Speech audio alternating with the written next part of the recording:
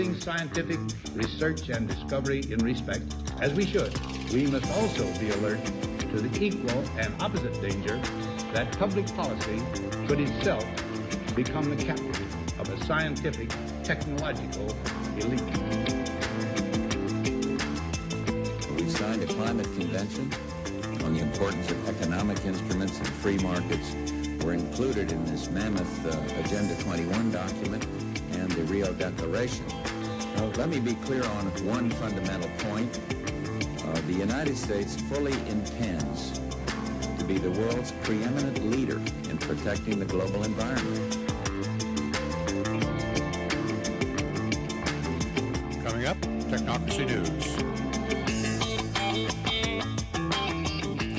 And welcome to Technocracy News and Trends. Patrick Wood here, editor and founder of Technocracy.news website. Today is May 23rd, 2019. And today we're going to talk about the military a little bit and then opportunity zones. The military and the various technocrats that are working within the military to create artificial intelligence that will be used to automatically kill things is really running amok. I've suggested for a long time that we need to have a national ethical discussion on killer technology. And now a paper has been issued by some experts, some researchers at ASRC Federal, a private company that provides support for the intelligence and defense communities, in association with the University of Maryland. They've revealed that they believe the only way to have a defense against this killer AI is simply not to develop it in the first place. But the arms race has already started. It's very unlikely it's going to be curtailed at this point because China and Russia especially are racing ahead with their own autonomous killing technology. But their point is, and I think it's well taken, there will come a point with artificial intelligence systems that are operating in the field where humans are no longer able to handle or control the technology. It simply will be too much for a human mind to comprehend at the same time. Of course, AI with a supercomputer behind it can think through things and scenarios so much more quickly than a human that humans simply can't keep up. And this is the danger with autonomous killing systems. They will eventually reach a point where they're simply too complex for the human mind to handle. So the first story, experts, the only defense against killer AI is not to develop it. It's a good argument, and it's a nice platitude, but since the cat is already out of the bag, it's going to be pretty difficult to put it back. Now, along the same lines, the second story has to do with DARPA. DARPA is now working on brain-machine interfaces that you can wear. In other words, a helmet-type device that will be able to interface your brain with some type of machine. They're actually inventing different types of machines, but the idea is to get your brain working with that. So a brain-machine interface can be used for a multitude of things. The article starts out, DARPA has awarded funding to 6 organizations to support the next generation non-surgical neurotechnology. They're calling it N3. First announced in March 2018, so it's only a year old, a little over a year old. Battelle Memorial Institute, Carnegie Mellon University, Johns Hopkins University Applied Physics Laboratory, Palo Alto Research Center, Rice University, and Teledyne Scientific are leading multidisciplinary teams to develop high-resolution bidirectional brain-machine interfaces for use by able-bodied service members. These wearable interfaces could ultimately enable diverse national security applications such as control of active cyber defense systems and swarms of unmanned aerial vehicles, or teaming up with computer systems to multitask during complex missions.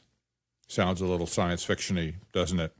Well, just a review on who DARPA is. Again, DARPA stands for the Defense Advanced Military Projects Agency. It's been around since 1957. My guess is that from day one it was populated primarily by technocrats who viewed that there was a technological solution to every conceivable problem that mankind has. In DARPA's case, however, being that its Defense Advanced Research Projects Agency is working for the military. In particular, and trying to create technology that will support the battlefield, allow us to dominate the battlefield. And so on their About page, just to explain a little bit about DARPA and their mission statement, this is straight off their website. It says, DARPA explicitly reaches for transformational change instead of incremental advances, but it does not perform its engineering alchemy in isolation. Note the phrase engineering alchemy. That's pretty good. It continues, it works within an innovation ecosystem that includes academic, corporate, and governmental partners with a constant focus on the nation's military services, which work with DARPA to create new strategic opportunities and novel tactical options. For decades, this vibrant, interlocking ecosystem of diverse collaborators has proven to be a nurturing environment for the intense creativity that DARPA is designed to cultivate. So there you go. That's almost a manifesto for technocracy. So we'll leave the military behind for now.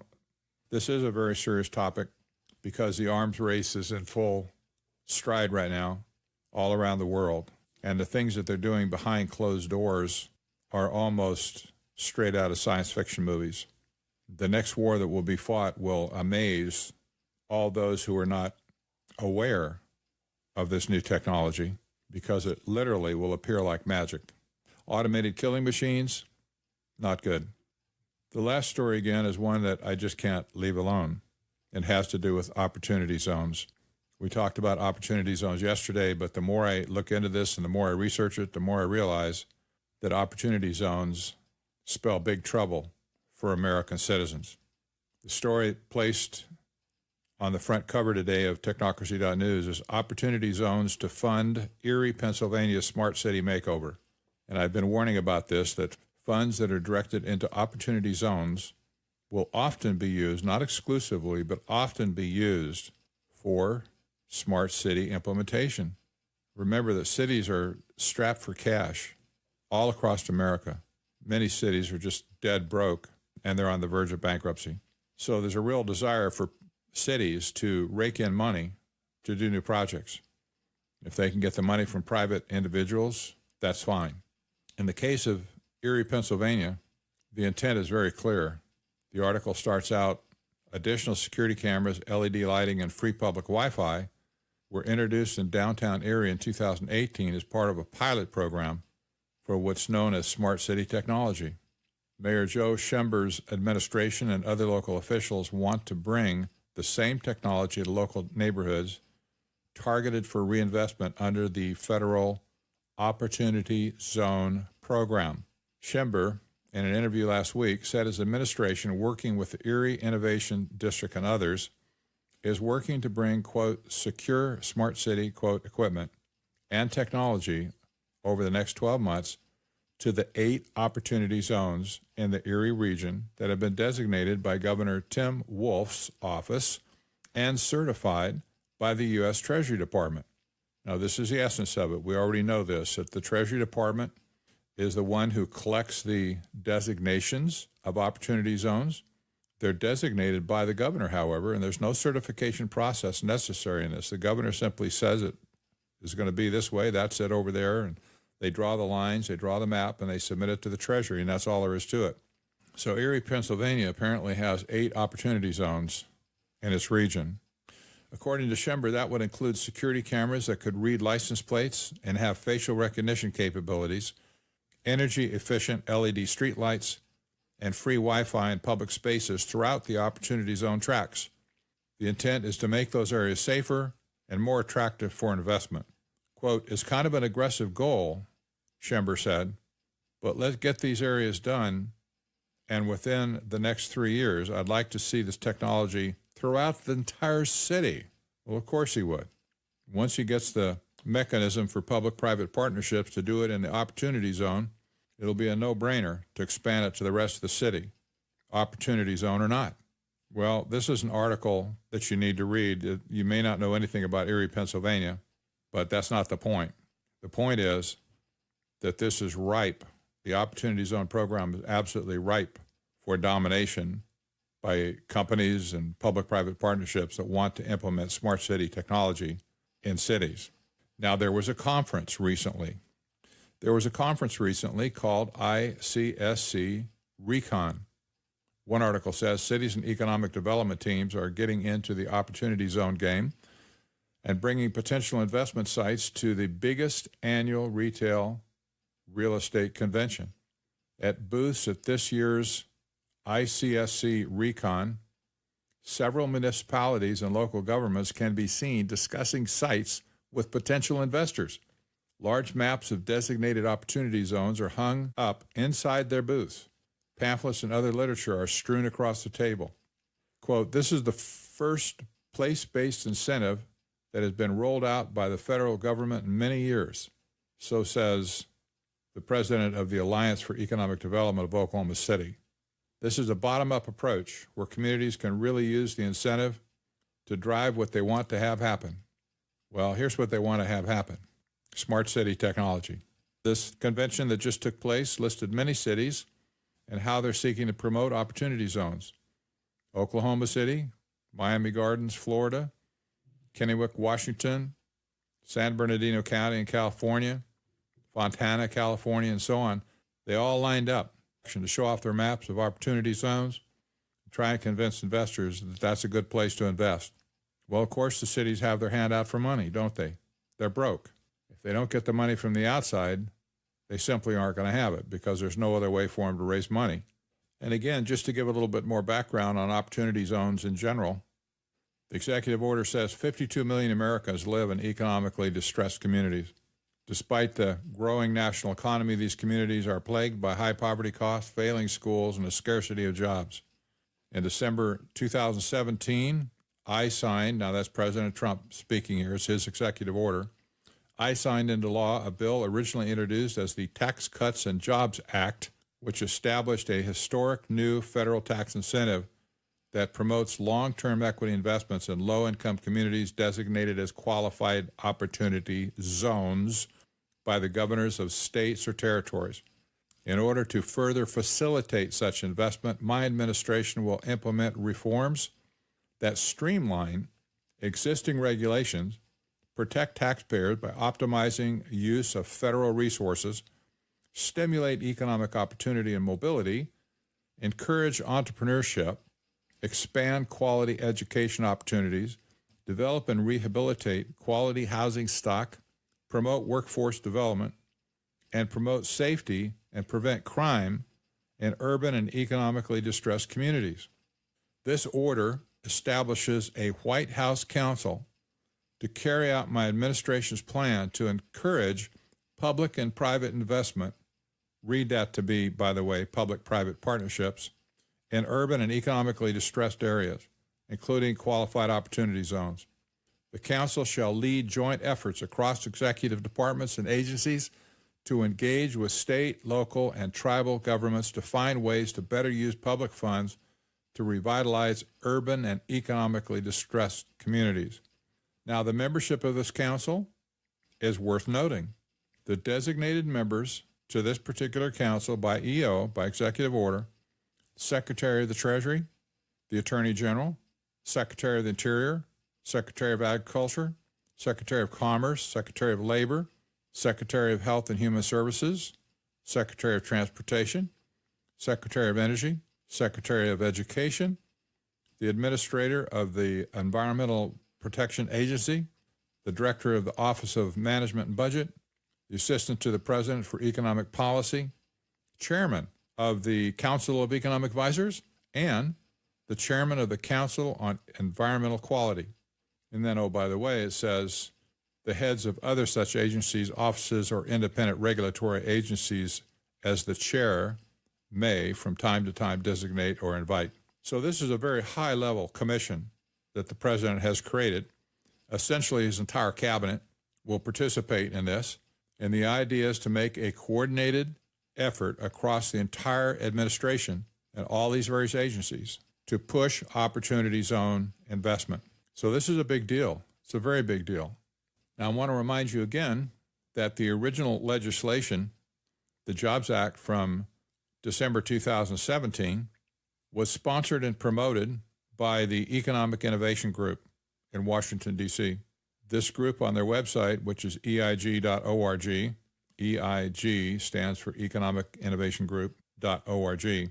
Under his leadership section on his website has a page for executive team and staff, the Founders Circle, the Economic Advisory Board, and the Policy Council. In examining all these various groups of people more closely, I find that it's truly an elite organization that appears to be driven by big tech money. And when I say big tech, I'm talking about, for instance, the founder of EIG is Sean Parker, the first president of Facebook. He joined Mark Zuckerberg and co-founded and developed Facebook, and he served as its founding president for several years. Other people involved in the founder circle represent venture capital companies, and most of those are involved in Silicon Valley in one way or another. So these people collectively represent where the big money is in big tech. They placed that money originally into startups that became wildly rich over the years, and now they're looking for ways to diversify their money without paying income tax, capital gains tax. That's why they created the concept of opportunity zones in the first place. And these same companies, by the way, are people who are creating smart city technology that will dominate the urban environment like they do in China right now, complete surveillance, complete social control over people. And as I look deeper into the leadership area, you find on the Economic Advisory Board, for instance, all kinds of people, high-level economists that you'd recognize instantly by name and by picture perhaps, Dr. Kenneth Rogoff, Harvard University, former chief economist at the International Monetary Fund, Dr. Austin Goolsbee, professor of economics at the University of Chicago. He was chairman of President Barack Obama's Council on Economic Advisors and is a member of the cabinet as well as the chief economist for the president's Economic Recovery Advisory Board, which originally was chaired by Paul Volcker. On the Policy Council, you'll find people like Andrew Yang, founder and CEO of Venture for America. This is the same Andrew Yang that's currently running for president on a number of different radical programs. You'll find Chris Camacho on the policy board as well. He is the president and CEO of one of the longest-standing public-private partnerships for economic development across the country, and that's called GPEC, GPEC, and happens to be based in Phoenix, Arizona. That's the Greater Phoenix Economic Council. He's also part of the new Phoenix area Smart Region Initiative that intends to blanket the entire region in the Phoenix area with smart city technology. So the Economic Innovation Group is an extremely elite group of people, well-connected, well-financed. Basically, it's money looking for a home. It's for money looking to be unlocked, where huge capital gains exist. And as smart city technology is rolled out across the country using these opportunity zones, these big tech investors, pioneers, will be creating a source of data that can be mined and drilled for just like oil. In fact, many people have suggested that data is the oil of the 21st century. It's where the money is. It's where the value is. And what better way to suck data out of society than to blanket it with smart city technology, claiming that it's going to help the citizens when in fact it's going to suck them dry. This is the biggest data play that I've seen so far with Technocracy. I'm Patrick Wood for Technocracy News and Trends. Bye for now.